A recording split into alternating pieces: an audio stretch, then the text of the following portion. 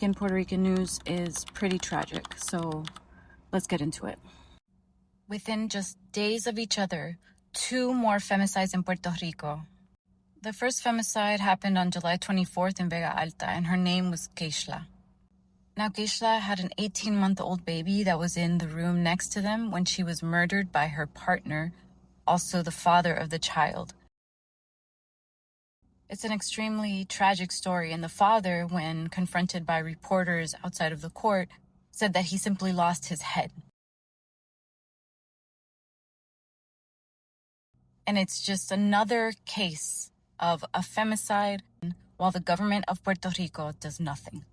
Despite there being 13 femicides in lo que va el año in this year, have not a single program that effectively addresses the crisis of femicides on the island. So it takes the community, it takes women, it takes organizations like the ones that I'll put down below. You know, if you can donate to them, that is the best way. I just donated today.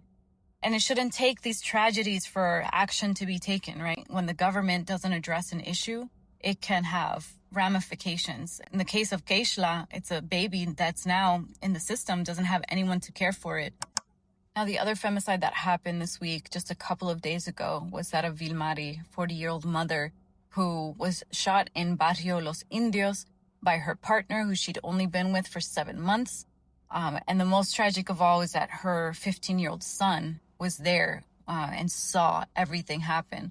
And these are his words to his biological father when he was recounting what had happened to his mother. It's truly a tragic case, and it reminds us again that we need to find ways to amplify, to help, to educate. I want to do an episode about the femicide, so if you want to support my work, you can go to my merch store, boricanpod.shop, to help fund a crew that I can bring, and we can amplify this even more.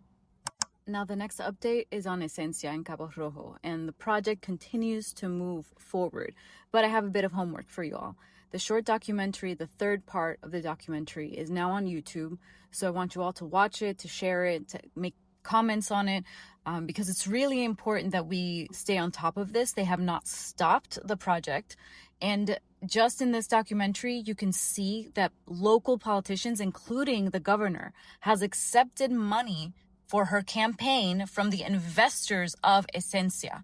It's ridiculous that you can buy a politician to basically destroy a town, the ecology, the native artifacts that are there, and displace all of the population just so that the rich can make another little golf course. Also that they can have their Puerto Rico without Puerto Ricanos. But we are not going to let that happen. Now, the last update I want to give you all is referencing the summer of 2019, el verano del 19, where protesters came out and people were banging pots and pans and coming out in full force to tell Ricky Rosselló, the former another terrible governor of Puerto Rico, that he needed to leave and he needed to resign. And he finally left because so many people came out. But one of the, key moments and the key pieces of the protest that is so memorable were people banging on pots and pans. And the reason I'm referencing that is, of course, Gaza, because Bisan, the journalist and activist that is on the ground reporting, has asked everybody to bang on their pots and pans in order to bring awareness to the issue and to stop the genocide and to let aid in. So I hope that you'll join us on July 30th and do the same, take videos, post them online, because I know how hard it is sometimes to think that these issues can't be solved by the people, but that's exactly what they want you to think.